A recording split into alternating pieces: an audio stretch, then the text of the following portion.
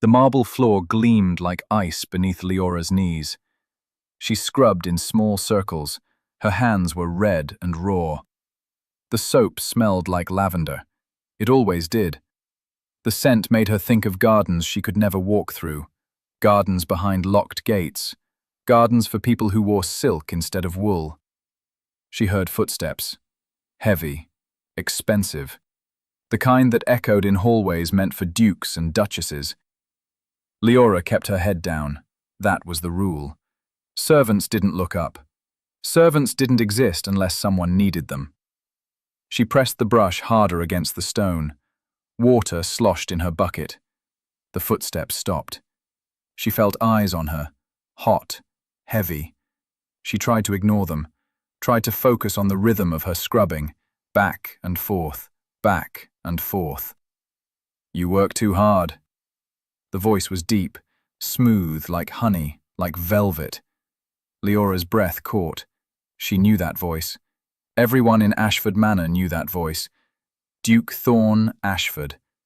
She should answer. She should say something polite, something proper. But her tongue felt thick.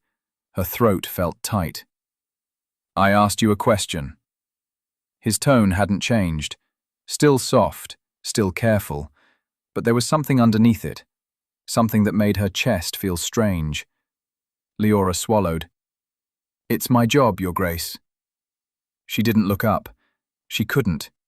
If she looked up, she'd see those eyes. Grey like storm clouds, grey like the sea before lightning. She'd seen them before, from a distance, always from a distance. "Look at me." It wasn't a request. Slowly, Leora lifted her head. Her heart pounded so hard she thought he might hear it, thought the whole manor might hear it. Duke Thorne Ashford stood 3 feet away, tall, broad-shouldered. Dark hair swept back from a face that looked like it belonged in paintings. Sharp jaw, high cheekbones, lips that didn't smile often. But his eyes weren't cold. They were searching, studying her like she was something important, something that mattered. "What's your name?" Leora blinked. He didn't know her name. Of course he didn't. She was a maid, one of 20, maybe more.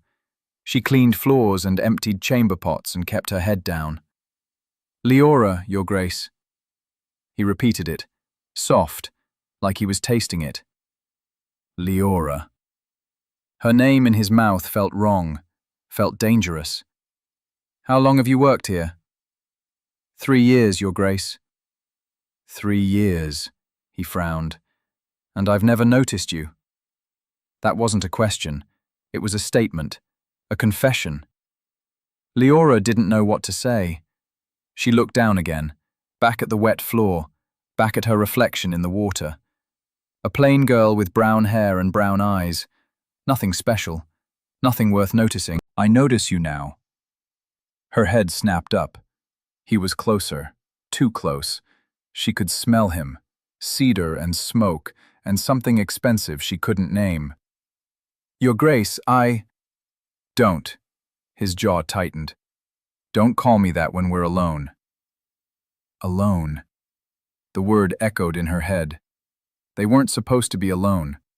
This wasn't proper, this wasn't right. But he didn't move away. Neither did she. "Why are you looking at me like that?" Leora whispered. Her voice shook. Her hands shook. Thorne's eyes softened, just a little. Just enough. "Because I've been blind." Before she could ask what he meant, footsteps echoed down the hall again. Quick, sharp, urgent. Thorne stepped back. His face changed, closed off, cold. The Duke again. Not the man who'd said her name like a prayer. A servant appeared, young, nervous. He bowed so low his forehead almost touched his knees. "Your Grace, the Dowager Duchess requests your presence in the drawing room, immediately." Thorne didn't look at the servant. He looked at Leora. For 1 second, 2, 3. Then he turned and walked away. Leora sat back on her heels. Her heart still pounded. Her hands still shook. Something had just changed. something dangerous. Leora didn't see him for 3 days. She told herself it was better that way, safer. Dukes didn't talk to Maid'S. Dukes didn't notice Maid'S. Whatever had happened in that hallway was a mistake, a moment of boredom, nothing more. But her chest ached when she scrubbed floors now. Her eyes searched for him in every corridor. On the 4th day, she found a note tucked under her pillow. Simple paper, expensive ink. Meet me in the East Garden at midnight. T. Leora stared at it until her eyes blurred. This was madness. This was dangerous. If anyone found out, she'd be dismissed, cast out. She'd have nothing. No money, no home, no future. But her feet carried her to the East Garden anyway. The moon hung low and full. Silver light spilled over rose bushes and stone benches. The air smelled like earth and flowers and secrets. Thorn stood near the fountain, hands behind his back, head tilted up toward the stars. He looked lonely. Leora's shoes crunched on gravel. He turned, smiled. A real smile. Rare. Beautiful. You came. I shouldn't have. But she moved closer anyway. I know.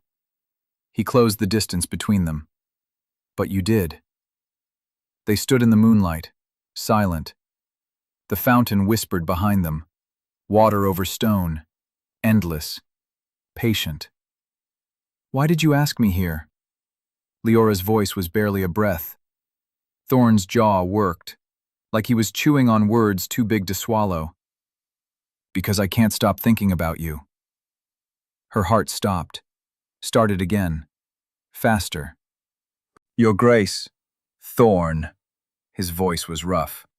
When we're alone, call me Thorn. Thorn. His name felt strange on her tongue, too familiar, too intimate. This can't happen. I know. You're a duke, I'm a maid. I know. Your mother would never allow it. His face darkened. My mother doesn't control me. But Leora saw the lie in his eyes, saw the shadow that crossed his face when he mentioned her. The Dowager Duchess Vivian Ashford was feared throughout the estate. Cold, sharp, powerful. She'd been running Ashford Manor since her husband died 15 years ago. She picked Thorn's clothes, his schedule, his friends, his future wife. She's planning your engagement, Leora said softly. Everyone knows. Thorn's hands curled into fists. Lady Helena, daughter of the Earl of Weston, wealthy, connected, perfect. The word perfect tasted like poison. Then why are you here with me? He stepped closer. So close she could see the gold flecks in his gray eyes, could count his eyelashes, could feel the heat radiating from his skin. Because I don't want perfect. His voice dropped. I want real. Leora's breath hitched. I'm just a maid. You're everything. The world tilted. Before she could stop herself, before she could think, her hand reached up, touched his face. His skin was warm, rough with stubble. Thorn closed his eyes, leaned into her palm, like he'd been starving for touch, for softness. This is dangerous, Leora whispered. I know. We'll be caught. I know. You'll lose everything. Thorn opened his eyes. They burned. I've already lost everything. I just didn't know it until I saw you. His words wrapped around her heart, squeezed. Before she could answer, before she could breathe, he kissed her. Soft, gentle, like she was made of glass, like she might break. But she didn't break. She kissed him back, her hands fisted in his shirt, his arms wrapped around her waist, pulled her closer, closer, until there was no space left between them. The world disappeared. There was only the garden, the moonlight, the taste of him, cedar and smoke and something sweet she couldn't name. When they finally pulled apart, both were shaking. Thorn pressed his forehead to hers. Run away with me. Leora's eyes widened. What? Leave this place. Tonight. We'll go somewhere no one knows us. Somewhere we can be free. Her heart screamed, yes. Her mind screamed, no. Your mother. I don't care about my mother. Your title. I don't care about my title. Your duty. I care about you. His voice cracked. Only you. Tears burned Leora's eyes. You say that now, but you'll regret it. You'll wake up one day and realize what you gave up, and you'll hate me. Never. You don't know that. I do. He cupped her face, thumbs brushing away tears she didn't know had fallen. I've spent my whole life doing what I'm supposed to do, being who I'm supposed to be. I'm tired, Leora. I'm so tired. She saw it then, the exhaustion carved into his face, the weight pressing on his shoulders, the cage built from duty and expectation. Then rest, she whispered, just for tonight. Rest. They sat on a stone bench, Leora's head on Thorn's shoulder, his arm around her waist. The moon watched them, silent, silver, knowing. Neither spoke about tomorrow. Tomorrow was too far away. But someone was watching from a window. The Dowager Duchess didn't summon Leora. She appeared. Leora was in the kitchen the next morning, peeling potatoes. Her hands moved automatically. Her mind was still in the garden, still wrapped in moonlight and dangerous promises. You. The voice cut through the warm kitchen like ice. Everyone stopped. Cooks, scullery maids, kitchen boys. They all turned. All stared. The Dowager Duchess stood in the doorway, tall, thin, dressed in black silk. Her silver hair was pulled back so tight it looked painful. Her face was beautiful in a sharp, cold way, like a knife, like winter. Her eyes locked on Leora. Come with me. It wasn't a request. Leora's stomach dropped.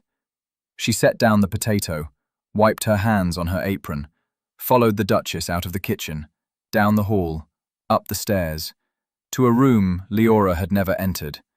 The Dowager Duchess's private sitting room. Everything was expensive. Dark wood, velvet curtains, paintings of dead Ashfords staring down from the walls. The Duchess closed the door, turned, smiled. It was worse than anger. Sit. Leora sat. Her legs felt like water. The Duchess poured tea. 2 cups, delicate china, steam curling up like ghosts. She handed one to Leora. Leora took it, didn't drink.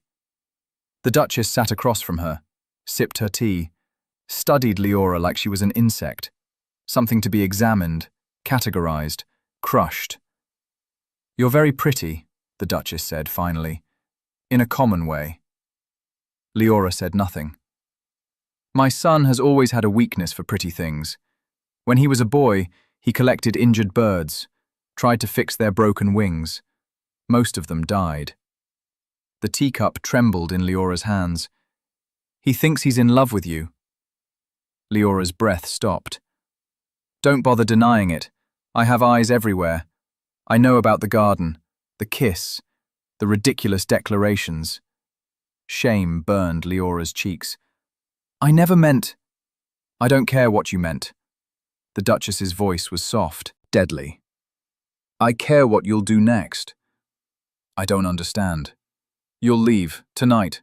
I'll give you £50, enough to start a new life, somewhere far from here, somewhere my son will never find you. £50. A fortune for someone like Leora, a price for her heart. And if I refuse? The Duchess's smile widened. Then I'll destroy you, and him. You can't. I can. I will. She leaned forward. Do you know what happens to dukes who throw away their titles for maids? They become nothing, worse than nothing. They become jokes, penniless, powerless, despised. Thorn doesn't care about power. Now. The Duchess's eyes glittered. He doesn't care now, but he will. When the money runs out, when society shuns him, when he realizes he gave up everything for a girl who can't even read. Leora flinched. The Duchess saw it, pressed harder. You love him, don't you? Leora didn't answer. Then let him go. If you truly love him, you'll walk away. You'll give him the future he deserves, not the poverty and shame you'll bring him. Tears stung Leora's eyes. He wants to be with me. He thinks he does. He's young, foolish, romantic, but romance dies, girl, and when it does, all that's left is regret. The Duchess stood, walked to a desk, pulled out a leather purse, heavy with coin. She set it on the table between them. Take it, leave, save him from himself. Leora stared at the purse. £50, freedom, safety, loneliness. What if I tell him about this conversation? The Duchess laughed, cold, sharp. Go ahead. He'll defend you, declare his love, defy me, and I'll do exactly what I promised. I'll cut him off, disinherit him. He'll have nothing, and you'll watch him suffer. Watch him blame you. Watch his love turn to hate. Leora's chest ached. The Duchess moved to the door, opened it. You have until midnight. Choose wisely. She left. Leora sat alone in the expensive room. The purse sat on the table, heavy, waiting. She didn't touch it, but she didn't leave either.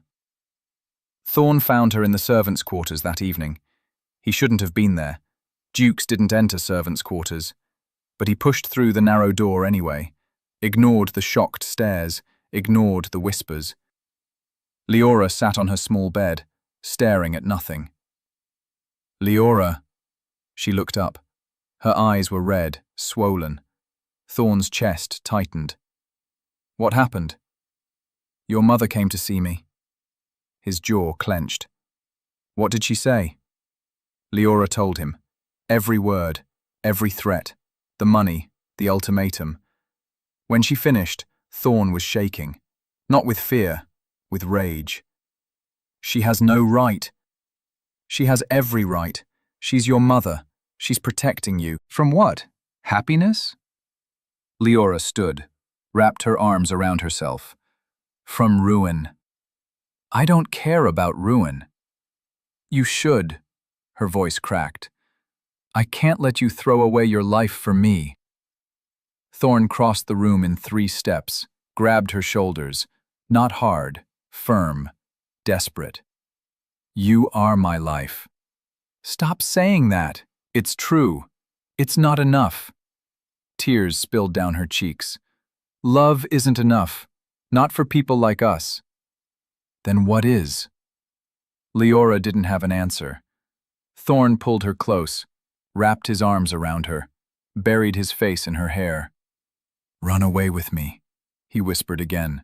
Tonight, right now, we'll leave everything behind. And go where? Do what? You've never worked a day in your life. You don't know how to survive without money, without your title. I'll learn. You'll resent me. Never. You will. She pulled back, looked up at him. One day, maybe not tomorrow, maybe not next year, but one day, you'll wake up and realize what you gave up, and you'll hate me for it. Thorn's hands trembled. That will never happen. You can't promise that. I can. I do. Leora shook her head. Fresh tears fell. I won't let you destroy yourself for me. Then you're saying no. I'm saying... She took a shaky breath. I'm saying I need time to think.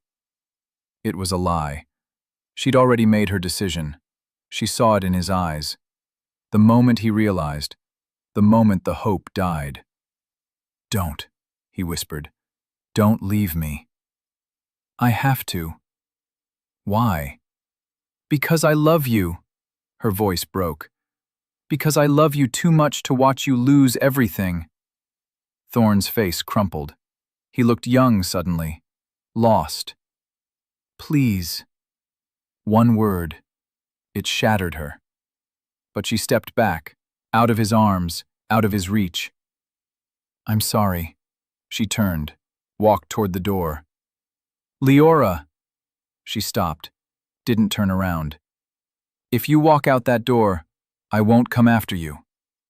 Her heart cracked. I know. She left. Behind her she heard a sound, low, broken, the sound of a man's heart breaking. She didn't look back, but she didn't take the Duchess's money either. Leora didn't leave Ashford Manor.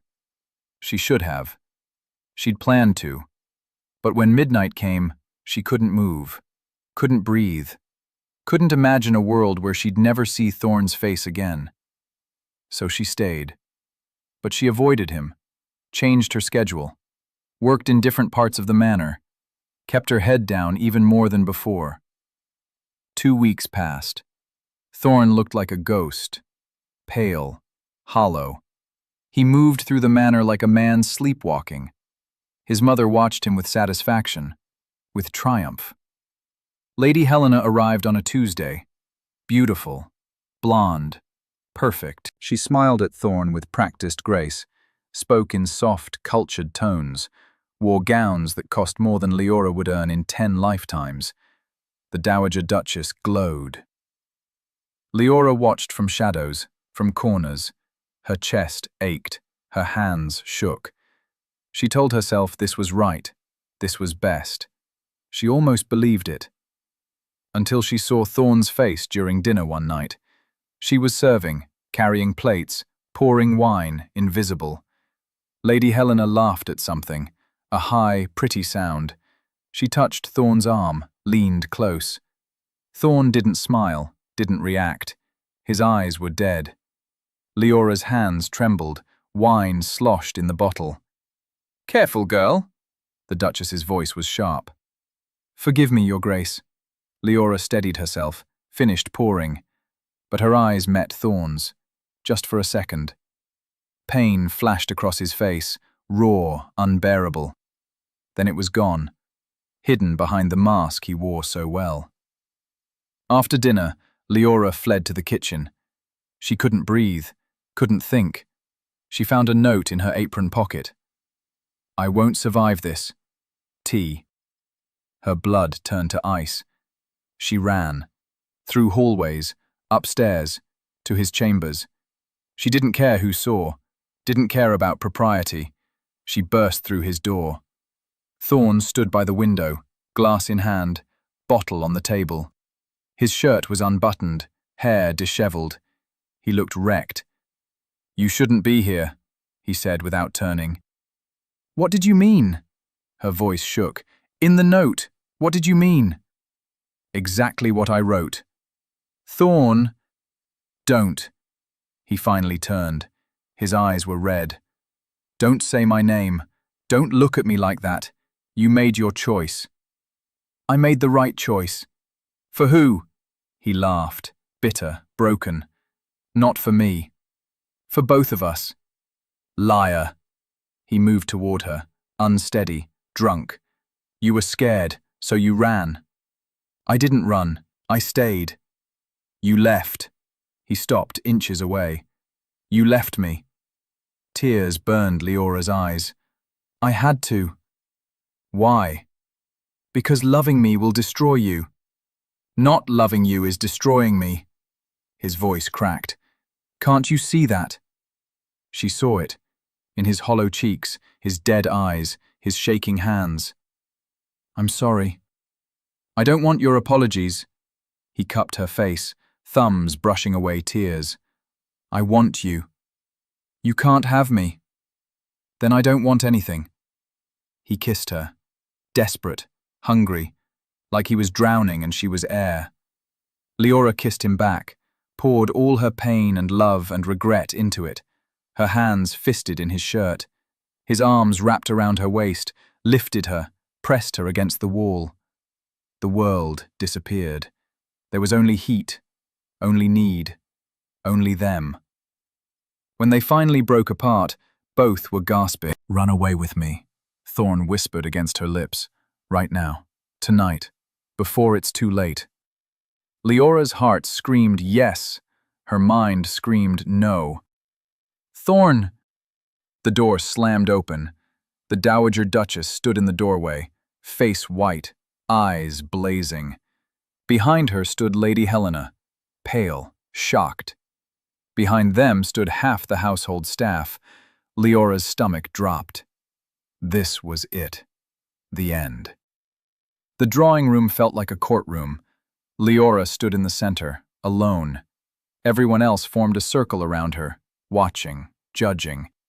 The Dowager Duchess sat in a high-backed chair, queen on a throne.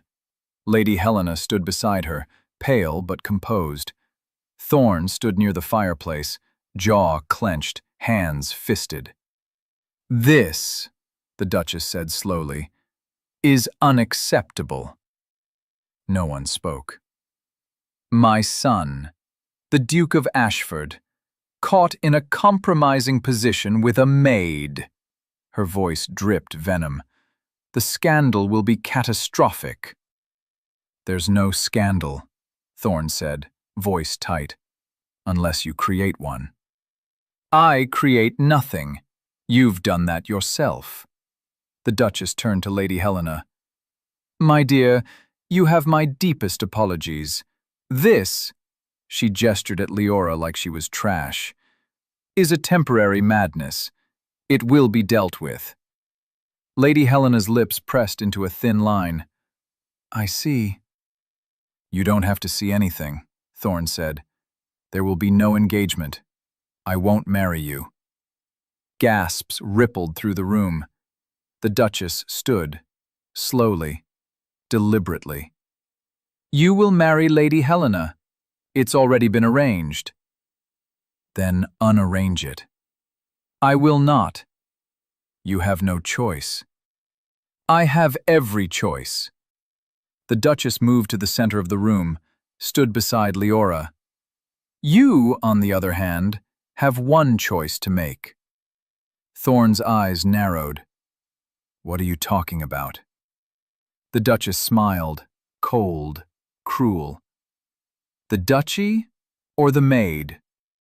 Silence, heavy, suffocating. "You can't," Thorn started. "I can. I will." The Duchess's voice was ice. "If you refuse to marry Lady Helena, if you continue this shameful association, I will petition the crown to strip you of your title. You will be disinherited, cast out. You'll have nothing. No money, no property, no name." "You can't do that," Lady Helena whispered. "Can she?" "I can." The Duchess didn't look at her. "The duchy has provisions. For dukes who bring shame upon the family name, who act against the family's interests. I have lawyers, allies, proof of his misconduct." Thorn's face drained of color. "You'd destroy me." "I'd save you. From yourself." The Duchess turned to Leora. "This creature has bewitched you, poisoned your mind, but I will fix this, one way or another." "She's not a creature," Thorn growled. "She's nothing." The Duchess's voice cracked like a whip. "She is nothing, less than nothing, a servant, replaceable, forgettable." "Stop," Leora whispered. Everyone turned to look at her. She'd been silent through all of it, invisible, the way she'd always been. But now she stepped forward, met the Duchess's eyes. "You're right." Thorn made a strangled sound. Leora didn't look at him, couldn't. "I'm nothing. I have nothing. I am nothing compared to all of this." She gestured around the room, at the wealth, the power, the legacy. "Leora," Thorn's voice broke. "But he loves me." She said it simply, surely. "And I love him, and that's real. More real than any of this." The Duchess laughed. "Love, how quaint. Love doesn't pay bills. Love doesn't maintain estates. Love doesn't secure the family line." "No," Leora agreed. But it's worth more than all of those things. To you, perhaps, not to him. The Duchess turned to Thorn. Tell her what you told me last month, when I asked about your future, your legacy. Thorn's jaw worked. Tell her, the Duchess pressed, that you said the duchy was your life, your purpose, your duty. Leora's chest tightened. I said that, Thorn admitted quietly. Before. Before what? Before her. He looked at Leora finally, eyes burning. Before I knew what life could be. The Duchess's face hardened. Then you're a fool. Perhaps. You'll regret this. Perhaps. Thorn moved across the room, stopped in front of his mother. But I'll regret losing her more. The Duchess's hands trembled, with rage, with fear, with something deeper, something Leora couldn't name. If you choose her, the Duchess said softly, you lose everything. Your title, your inheritance, your family name. You'll be no one, nothing. I'll be free. You'll be miserable. I'm already miserable. Thorn's voice cracked. Can't you see that? I've been miserable my entire life, doing what you want, being what you want. I'm drowning, Mother, and she's the only one who sees it. The Duchess's face twisted. I see it. I see everything. I see you throwing away centuries of legacy for a passing infatuation. It's not passing. How do you know? Because, Thorn turned to Leora, his eyes shone with unshed tears. Because she makes me feel alive. For the first time in my life, I feel alive. Leora's breath hitched. The Duchess's voice turned soft, dangerous. Then choose. What? Right here. Right now. Choose. The Duchess gestured at Leora. Her. Then at the room, the estate, everything. Or the duchy. Time stopped. Everyone held their breath. Leora's heart pounded so hard she thought it would burst. Thorn stood frozen, eyes moving between his mother and Leora, between duty and love, between everything he'd ever known and everything he'd ever wanted. The Duchess smiled, triumphant. She knew he couldn't do it, couldn't throw it all away. But she didn't know Thorn. Not really. He took a breath, squared his shoulders, looked his mother in the eye. I choose her. Gasps. Whispers. The Duchess's face went white. Thorn walked across the room, stopped in front of Leora. I choose her, he repeated, louder. I choose love. I choose life. I choose freedom. Tears spilled down Leora's cheeks. You're making a mistake, the Duchess whispered. Maybe, Thorn took Leora's hand. But it's my mistake to make. The Duchess straightened, her face hardened into a mask. Then you are no longer my son. The words hung in the air, heavy, final. Thorn flinched, but he didn't let go of Leora's hand. So be it. He turned, led Leora toward the door. You'll have nothing, the Duchess called after them. No money, no home, no future. Thorn paused, looked back. I'll have her. That's everything. They walked out together. Behind them, chaos erupted. Voices, shouts, Lady Helena's sobs, the Duchess's rage. But Leora barely heard it. She heard only her heartbeat, only Thorn's breathing beside her, only the sound of the door closing behind them. They stood in the hallway, alone. What do we do now? Leora whispered. Thorn looked down at her, smiled. A real smile, bright, free. Now we live. But neither of them saw the shadow in the corner. Neither of them heard the whisper. Not if I can help it. They left that night. No bags, no money, no plan. Just each other. Thorn wore simple clothes. Not silk, not velvet. Rough cotton that itched. Leora lent him a servant's cloak. Too small, too worn. He'd never looked more handsome. They walked down the long drive, away from Ashford Manor, away from everything Thorn had ever known. The moon watched them, silver, silent. "Are you afraid?" Leora asked. Thorn squeezed her hand. Terrified. "We can go back." "No," his voice was firm. "We can't." They reached the main road, stood at the crossroads. One path led to the village, to people who knew them, who'd recognize Thorn, who'd gossip. The other path led into darkness, into the unknown. Thorn chose darkness. They walked for hours. Leora's feet ached. Thorn's breathing grew labored. He wasn't used to walking, wasn't used to physical strain, but he didn't complain. At dawn, they found a barn, empty, warm with animal heat. They collapsed into the hay, exhausted, exhilarated. Thorn pulled Leora close, wrapped his arms around her, buried his face in her hair. "I love you," he whispered. "I love you too. I'm sorry I can't give you more.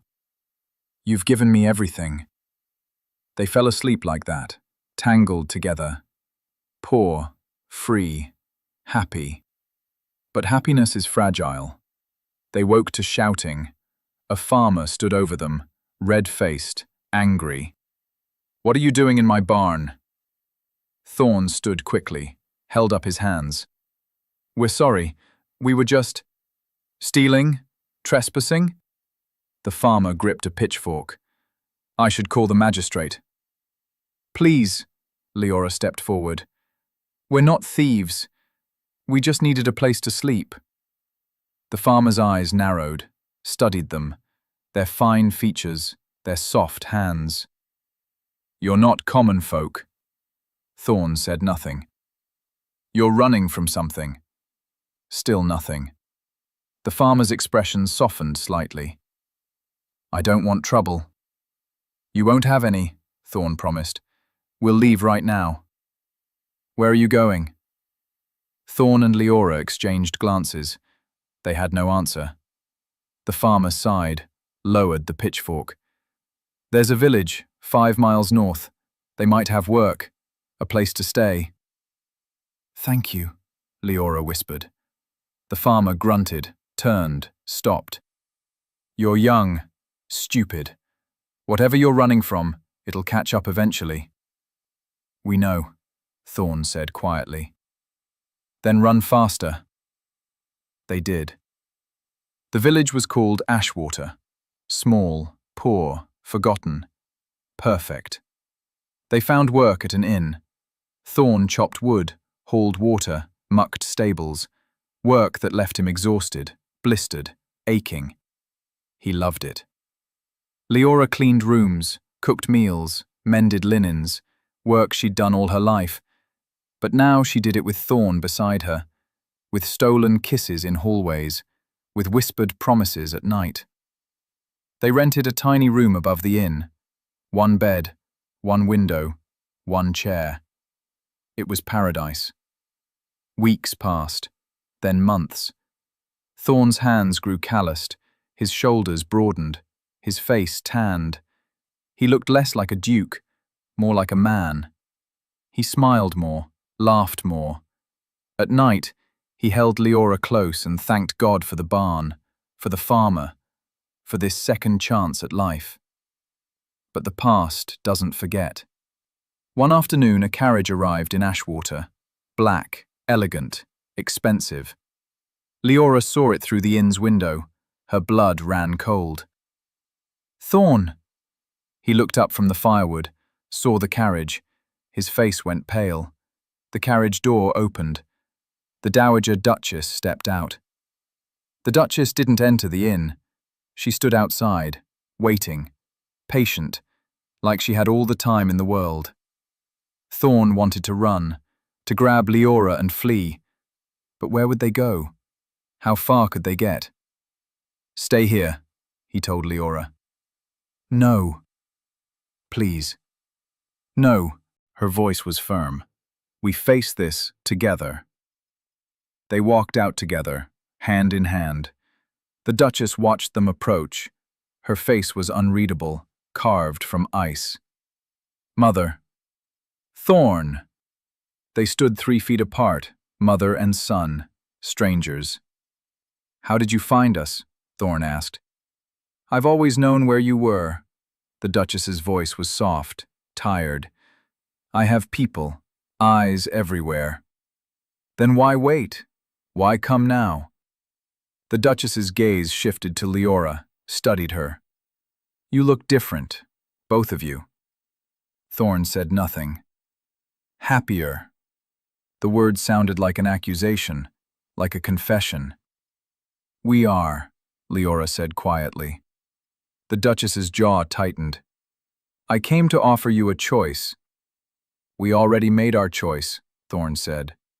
"A different choice." The Duchess pulled an envelope from her cloak, extended it. "Your father's will, the original." Thorn frowned. "What?" "Your father left you everything, not just the duchy. Everything. Property, investments, money." The Duchess's hands trembled slightly. "I hid it, changed the will, made it seem like the duchy was all there was." Shock rippled through Thorn. "Why?" "To control you," the Duchess's voice cracked. "To keep you close, to keep you safe." "Safe?" Thorn's voice rose. "You suffocated me." "I protected you." Tears shone in the Duchess's eyes, real tears. "Your father died when you were 7. Do you remember?" Thorn's face tightened. "Of course I remember."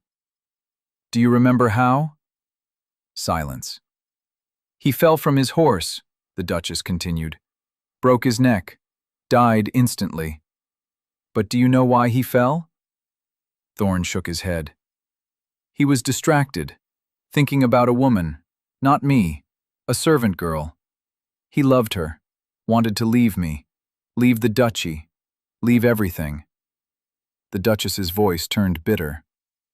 "He was so distracted, so consumed by love, that he didn't see the low branch, didn't duck, just," she made a sharp gesture, "gone." Thorn's breath caught. "I swore," the Duchess whispered, "that I wouldn't let the same thing happen to you. I swore I'd keep you focused, safe, alive." "So you made me a prisoner," Thorn said quietly. "I made you a duke." "I didn't want to be a duke. I wanted to be your son." The Duchess flinched. "You are my son." "Then why did you push me away? Why did you choose duty over love?" "Because love killed your father." The Duchess's voice broke. "And I can't, lose you too." Tears spilled down her cheeks, silent, heavy. Thorn stood frozen, torn between rage and pity. Leora stepped forward, spoke softly. "Your Grace, may I ask you something?" The Duchess turned, eyes red. "What? Did you love your husband?" "Of course, even after you knew about the servant girl." The Duchess's face crumpled. "Yes, God help me, yes." "Then you understand."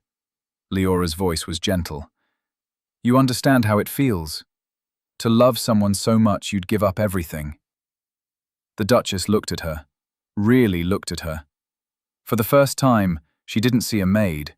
She saw a woman who loved her son the way she'd loved her husband. "I do understand," the Duchess whispered. "That's why I'm afraid." "Of what?" Thorn asked. "Of losing you. To love, to distraction, to—" Her voice failed. "To life," Thorn finished. "You're afraid of losing me to life." The Duchess nodded, small, broken. Thorn moved forward, slowly. He reached out, touched his mother's shoulder. She flinched, then leaned into it. "You won't lose me," Thorn said softly. "Not if you let me go." The Duchess laughed, bitter, sad.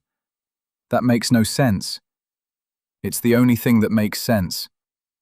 They stood like that, mother and son, touching, healing. Finally, the Duchess stepped back, wiped her eyes, straightened her spine, became the Duchess again. "Take the will," she said. "It's yours. You'll have money, security. You can buy a home, build a life. You won't have to work in stables and inns." Thorn looked at the envelope, at the future it represented, at the freedom it offered. Then he looked at Leora, at the present, at the woman who'd given him everything. He took the envelope. "Thank you." The Duchess nodded, turned to leave, stopped.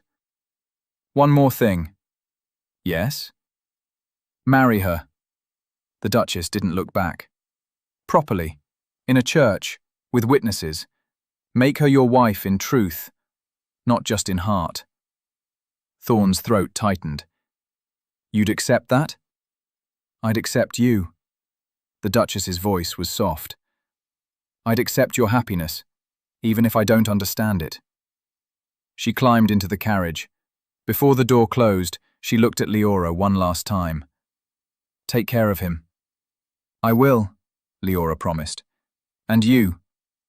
The Duchess looked at Thorn. "Take care of yourself. Don't be so consumed by love that you forget to live." "I won't." The Duchess smiled, small, sad. "Good." The carriage rolled away. Thorn and Leora stood in the road, watching until it disappeared. "What do we do now?" Leora asked.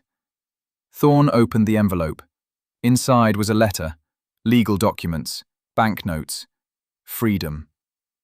"Now," he said slowly, "we decide, together, what we want, where we go, who we become."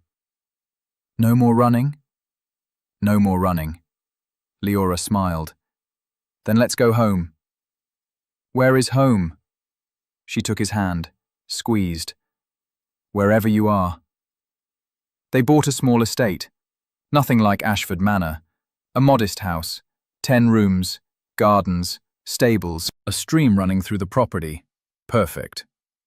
They married in the village church. Simple ceremony, no grand guests, just the innkeeper and his wife, the farmer who'd found them in his barn, a few villagers who'd grown to love them. Thorn cried during the vows. Leora cried during the kiss. They were happy. But happiness attracts envy. Lady Helena had not forgotten, had not forgiven. She'd been humiliated, jilted, made a laughingstock. Her engagement to a duke dissolved because of a maid. She wanted revenge. She hired investigators, spread rumors, whispered poison in the right ears. 3 months after the wedding, the first letter arrived. Anonymous, vicious. "The Duke of Ashford has married a whore, a nobody. He's sullied the family name. He should be stripped of his title, cast out, destroyed." Thorn burned the letter, but more came. Then newspapers picked up the story. "Duke abandons duty for servant girl. Scandal rocks Ashford family. Is love worth more than legacy?" The stories spread, across the county, across the country. Everyone had an opinion, everyone judged. Some sympathized. True love conquers all. Some condemned. He's a disgrace to his class. Thorn tried to ignore it, tried to focus on Leora, on their home, on their future. But the pressure mounted. Friends, former friends, cut ties. Invitations stopped coming. Doors closed.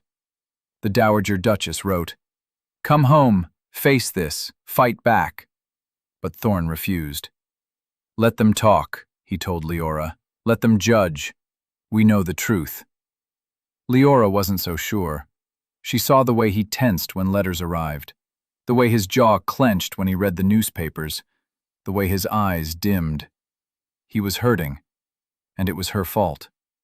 One night she found him in the study, staring at a painting, his father, young, proud, noble. "Do you regret it?"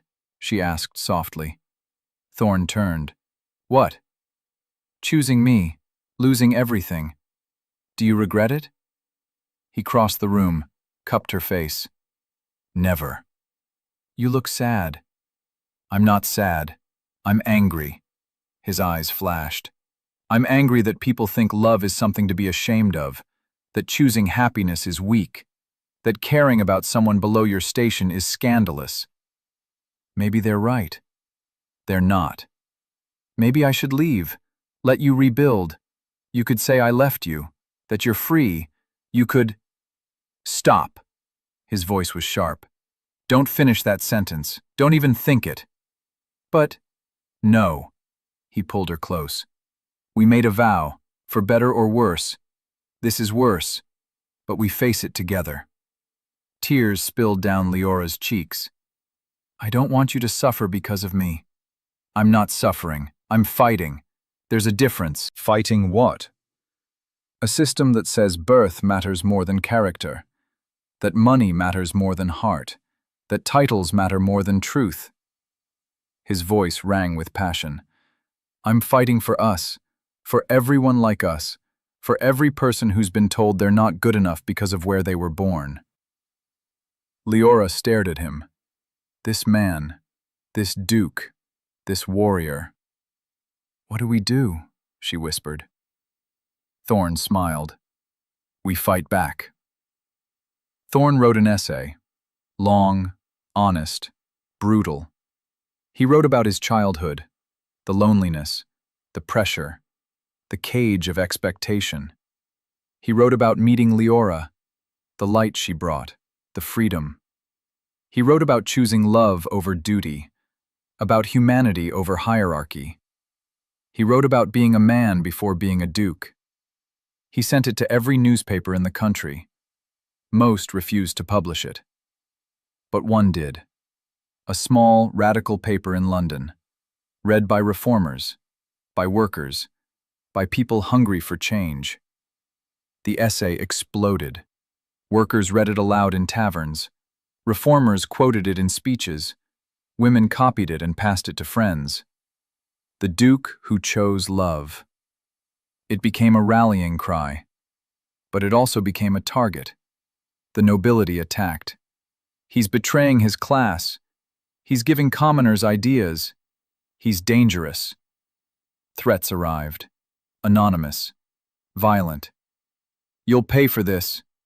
Your wife will pay. Watch your back. Thorn hired guards, locked the doors, kept Leora close. But fear crept in. One night, someone threw a rock through their window. Attached was a note. Traitor. Leora found Thorn in the study, staring at the broken glass, the rock, the word. We should leave, she said. Go somewhere they can't find us. I'm done running.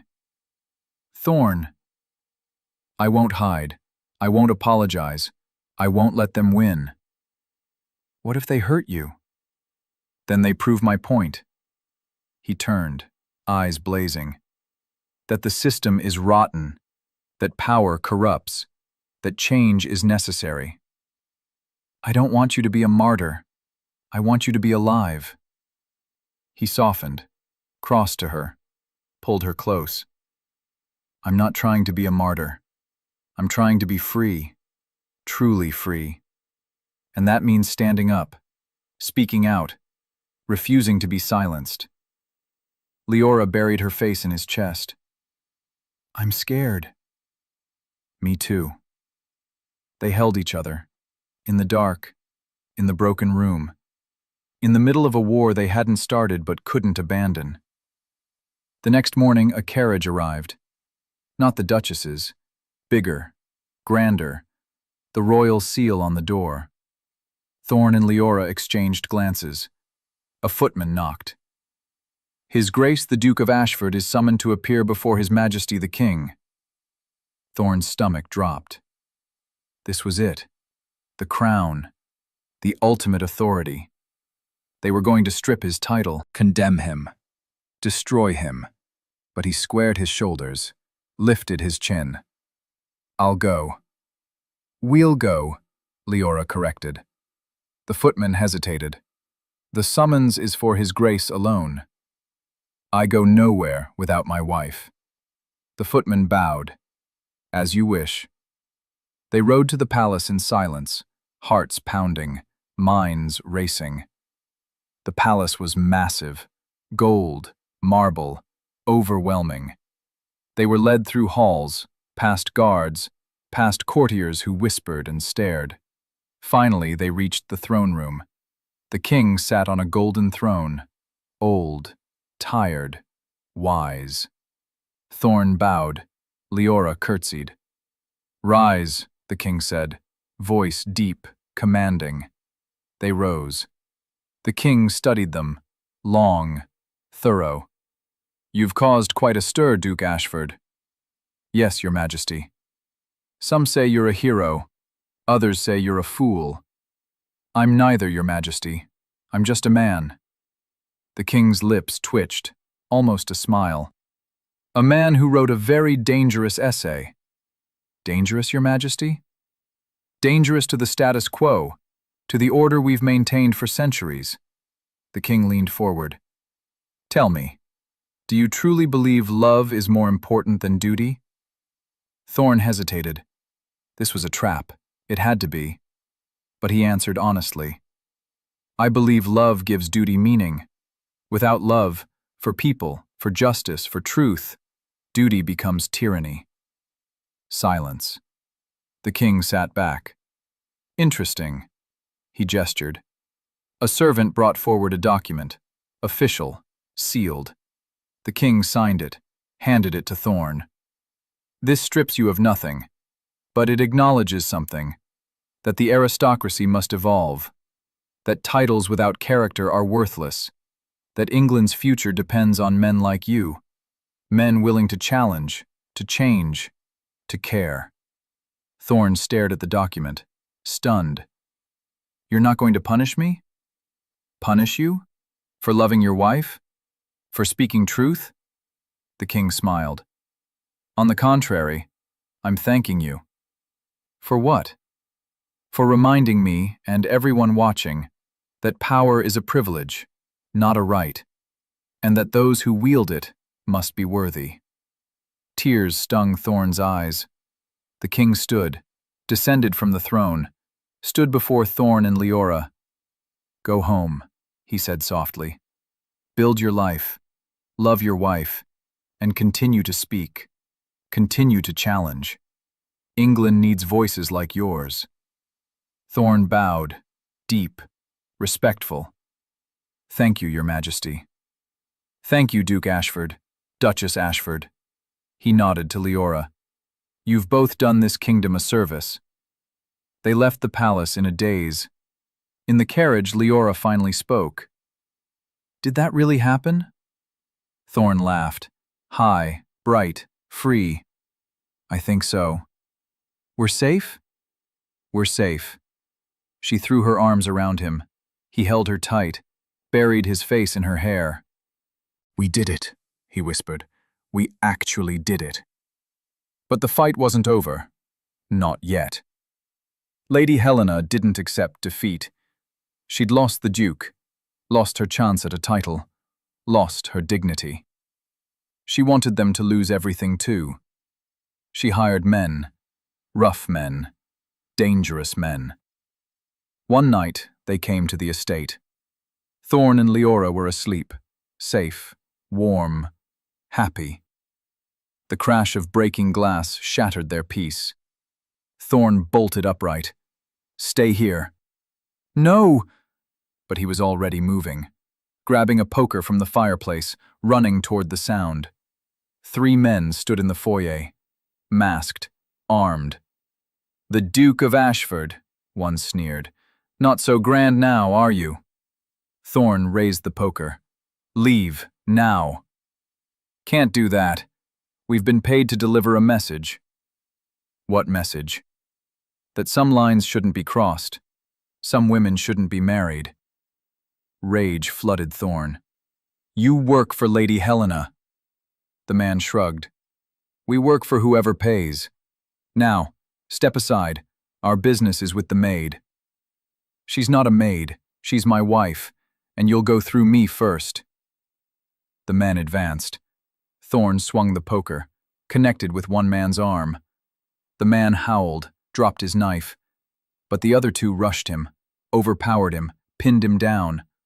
"Thorn!" Leora screamed from the stairs. "Run!" he shouted.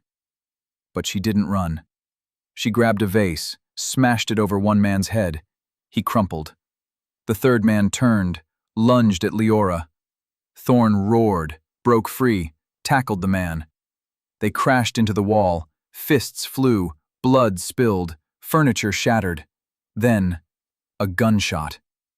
Everyone froze. The Dowager Duchess stood in the doorway, smoking pistol in hand, face pale but determined. "That," she said calmly, "is enough." The men backed away, hands raised. "Who hired you?" the Duchess demanded. Silence. She cocked the pistol. "I asked a question." "Lady Helena," one man finally gasped. "Lady Helena Weston." The Duchess's face hardened. "Leave. If I ever see you near my son again, I'll do more than fire a warning shot." The men fled. The Duchess lowered the pistol, looked at Thorn, at Leora. "Are you hurt?" "Mother." Thorn's voice cracked. "You came." "Of course I came." She moved to him, touched his bleeding lip. "You're my son, my only son. I may not understand your choices, but I'll defend your right to make them." Thorn pulled her into a hug. She stiffened, then melted, wrapped her arms around him, held him like she'd wanted to for years. When they pulled apart, both were crying. "What about Lady Helena?" Leora asked. The Duchess's expression turned ice cold. "Leave her to me." The next day, the Duchess visited Lady Helena. What was said, no one knew. But Lady Helena left England that week, fled to the continent, never returned. The men she'd hired confessed, were arrested, sentenced. The scandal died. Peace settled over the estate. Thorn and Leora woke each morning in each other's arms, worked their gardens, hosted dinners for friends, real friends, the kind who didn't care about titles. The Dowager Duchess visited once a month. At first, the visits were stiff, formal, but slowly she softened, laughed, played with the children when they arrived. Yes, children. A daughter first, dark hair, grey eyes, fierce like her grandmother, kind like her mother. Then a son, quiet, thoughtful, gentle like his father, strong like his mother. Thorn taught them to read, to ride, to question everything. Leora taught them to work, to empathize, to love without conditions. The Duchess taught them history, pride, the weight of legacy. Together, they built something new, a family not bound by duty or expectation, but by choice, by love, by respect. 20 years passed. Thorn's hair turned silver at the temples. Leora's hands grew rough from gardening.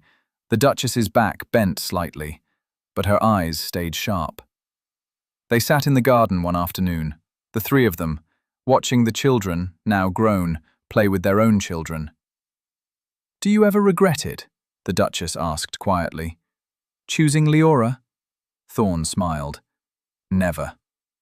"Losing the duchy?" "I didn't lose it. I redefined it." He gestured at the estate, at the children, at the life they'd built.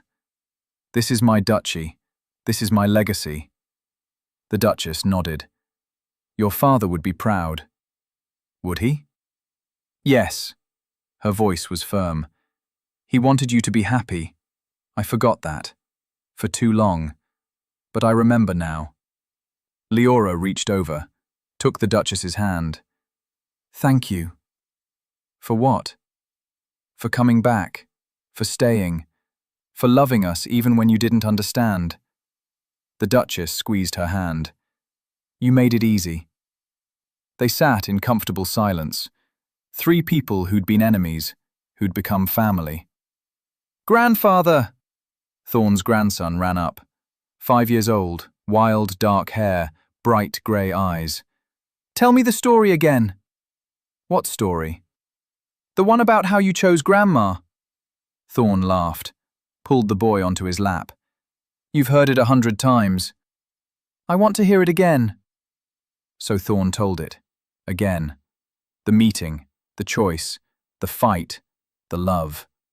The boy listened, eyes wide. "You gave up everything." "I gave up nothing." Thorn kissed his head. "I gained everything." The boy smiled, ran off to play. Leora leaned her head on Thorn's shoulder. "Do you think he'll understand when he's older?" "Maybe, maybe not." Thorn wrapped his arm around her. "But he'll know it's possible. To choose love, to choose life, to choose freedom. And that's enough? That's everything." The sun set, gold and pink and orange. The garden glowed. 3 people sat together, watching the light fade, watching their family grow, watching the world change. And in that moment, everything was perfect. Not because life was easy, not because there were no more struggles, not because the world had accepted them, but because they'd accepted themselves. Because they'd chosen love, every day, through every challenge, through every doubt.